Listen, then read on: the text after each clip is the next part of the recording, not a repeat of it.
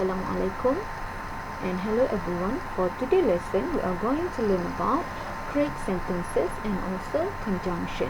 Create sentences, bina ayat. This is for our essay writing, and also conjunction, kata hubung. Kata hubung yang kita boleh gunakan dalam pembinaan ayat.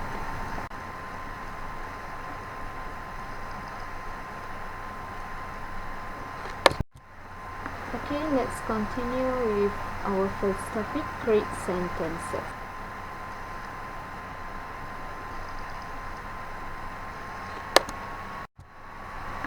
In writing sentences, dalam menulis ayat, there are 4 basic sentence patterns yang kita boleh refer, yang kita boleh rujuk. Okay, the first one is yang ada penggunaan there is, or there was, or there are, or there were. Di sini ada apa, di sini ada apa. Ini adalah basic sentence patterns yang pertama. And the second one is we can use subject, verb, object. Ini biasa kita gunakan dalam kelas, kita dah selalu buat yang ni. The third one is subject, verb, adverb, complement. And the last one is subject, linking verb, adverb, complement. Yang paling penting dalam setiap ayat mesti ada subject, ada pelaku, and also ada verb, dan ada kata kerja. Tak kiralah verb to action verb ataupun linking verb seperti verb to be, verb to do, verb to have. Itu semua adalah verb. Dan last kali mesti ada object, mesti ada pelengkap kepada ayat tersebut.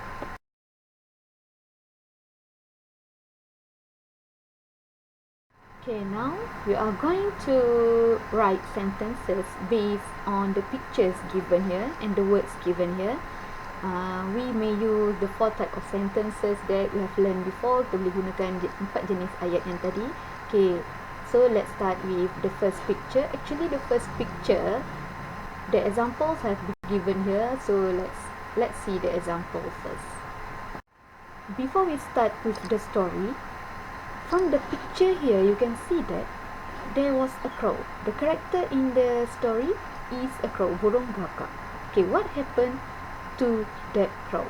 So look at the picture here. So the story is about a thirsty crow, seekor gagak yang dahaga. So let's do this together. Alright, now let's look at the first picture.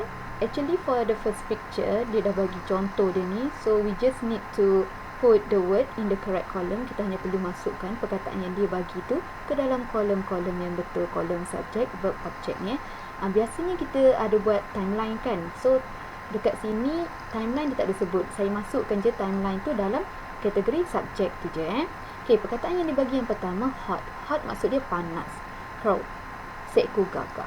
So ayat yang pertama, it was a hot day. It dekat sini adalah subject, was adalah linking verb, a hot day adalah object, hari yang panas.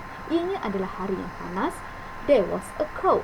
Ada seekor burung gagak. There was a crow ni contoh untuk basic sentence pattern yang pertama tadi. Okay, the third one, ayat yang ketiga, he was so thirsty. Crow tadi, burung gagak tadi, sangat dahaga. Was kat sini, penggunaan verb yang digunakan hanyalah was, linking verb. Okay, now let's move to the second picture.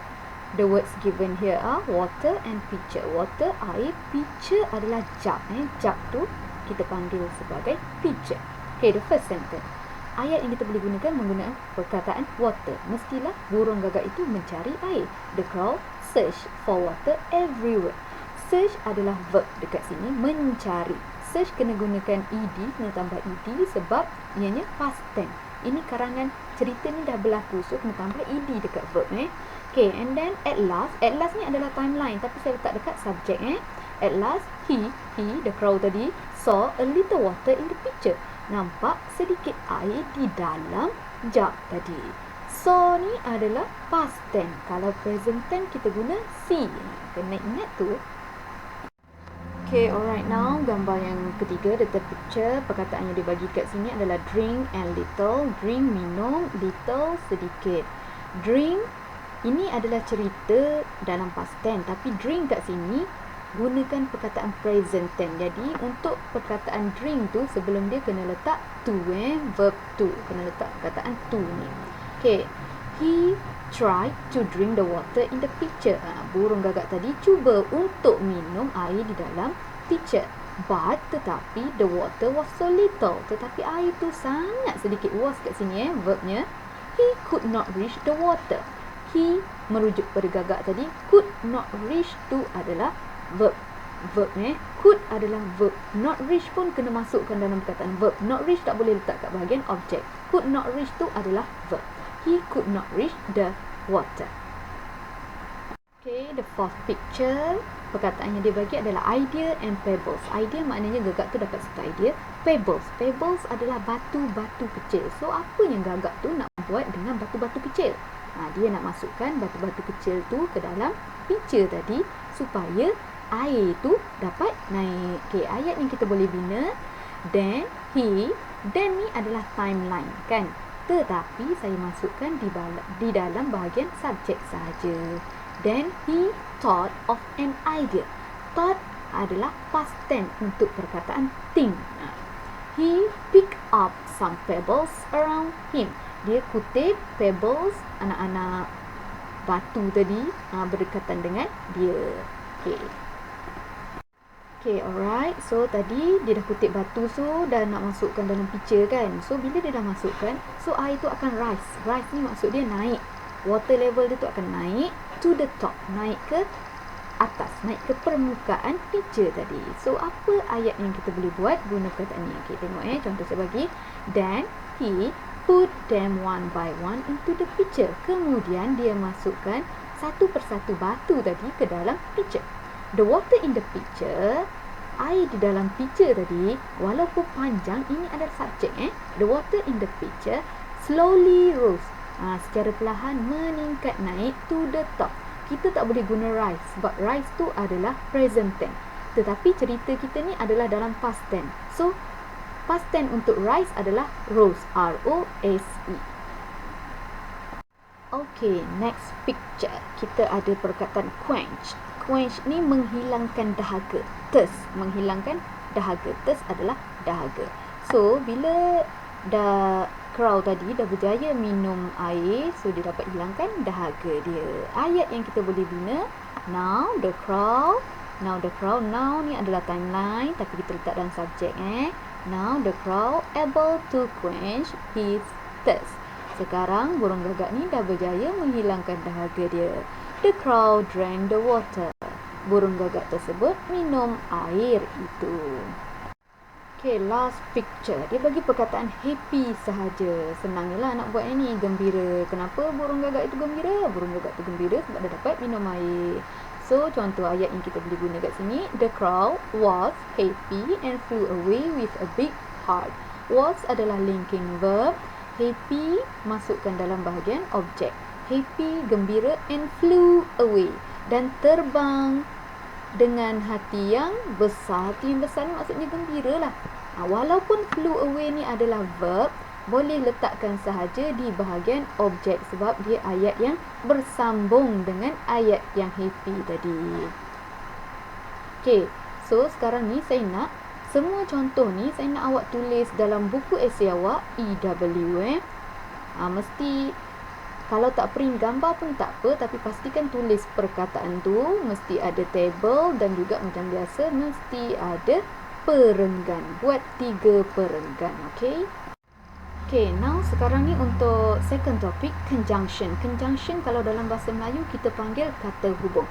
Apa kata hubung yang biasa kita gunakan dalam ayat?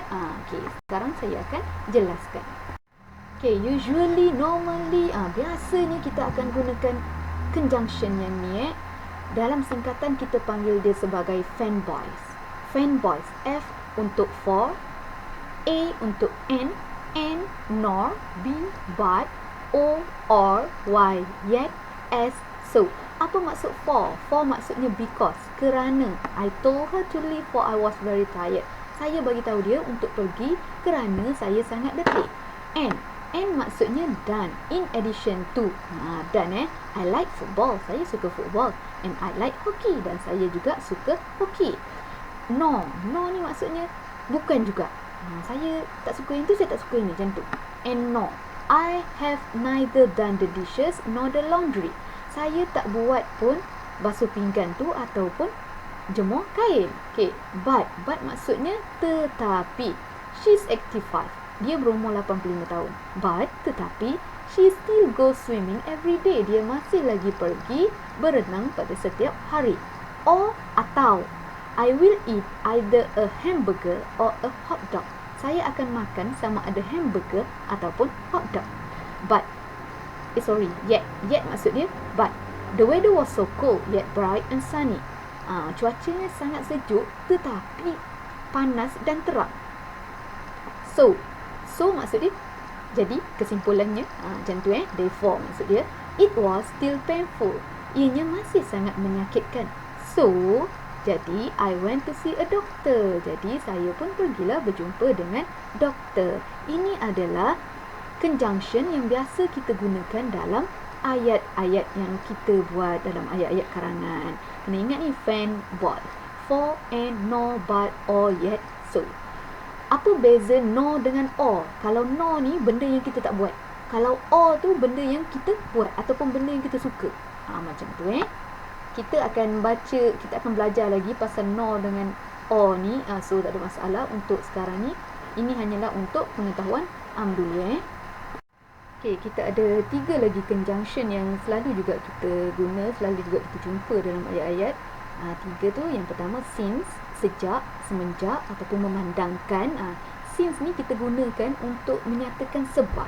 Since you are very kind, memandangkan awak sangat baik, I will buy you a gift. Saya akan beli awak hadiah. Yang kedua, although. Although ni walaupun, walau bagaimanapun. Dia ni untuk menerangkan perbezaan macam tu. Contohnya, although the man is old, he is very strong. Walaupun orang lelaki tu dah tua, tetapi dia sangat kuat. Okay, the last one is because. Because, sebab, untuk menunjukkan sebab. She is late to school. Dia lambat ke sekolah. Because, kerana she missed the bus. Kerana dia tertinggal bus. Okay, alright. So, kita dah belajar pasal conjunction tadi. Saya nak awak buat latihan ni dalam buku teks awak. Awak boleh tengok muka surat 80, buat yang let's practice number 1, 2, 3, 4, 5, 6, and also page 81 number 1, 2, 3, 4, 5, 6, 7, 8. Boleh snap gambar, hantarkan pada saya untuk saya cek jawapan awak Okay, terima kasih. Thank you everyone for lending me your ears. See you on the next lesson.